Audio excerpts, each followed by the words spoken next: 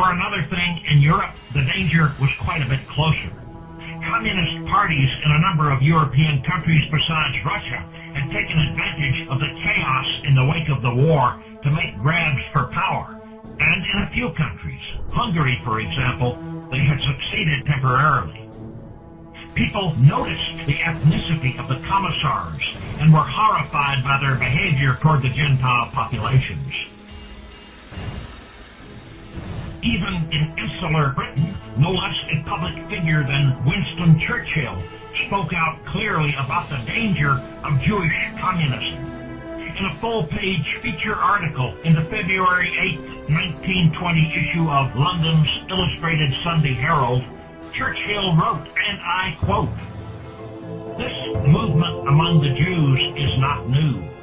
From the days of Spartacus Weishaupt to those of Karl Marx and down to Trotsky in Russia, Bela Kun in Hungary, Rosa Luxemburg in Germany, and Emma Goldman in the United States, this worldwide conspiracy for the overthrow of civilization and the reconstitution of society on the basis of arrested development, of envious malevolence, and impossible equality has been steadily growing.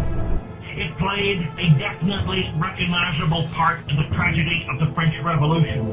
It has been the mainspring of every subversive movement during the 19th century. And now, at last, this band of extraordinary personalities from the underworld of the great cities of Europe and America have gripped the Russian people by the hair of their heads and have become practically the undisputed masters of that enormous empire. There is no need to exaggerate the part played in the creation of Bolshevism and in the actual bringing about of the Russian Revolution by these international and, for the most part, atheistical Jews. It is certainly a very great one. It probably outweighs all others. With the notable exception of Lenin, the majority of the leading figures are Jews. Moreover, the principal inspiration and driving power comes from the Jewish leaders. Thus, Chicherin, a pure Russian, is eclipsed by his nominal subordinate Litvinov, and the influence of Russians like Bukharin or Lunacharsky cannot be compared with the power of Trotsky or of Zinoviev or of Krasin or Radek, all Jews.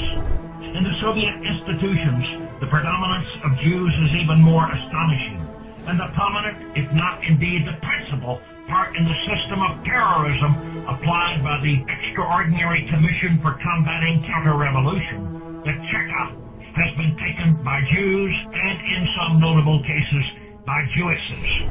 The same evil prominence was obtained by Jews in the brief period of terror during which Bela Kun ruled in Hungary.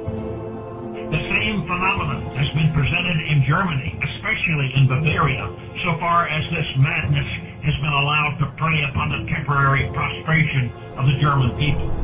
Although in all these countries there are many non-Jews every whit as bad as the worst of the Jewish revolutionaries, the part played by the latter in proportion to their numbers in the population is astonishing.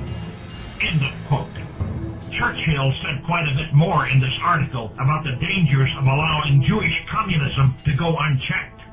And if you really want to make a study of the background of our present mess, you should read the entire article yourself. That's the February 8, 1920 issue of the Illustrated Sunday Herald.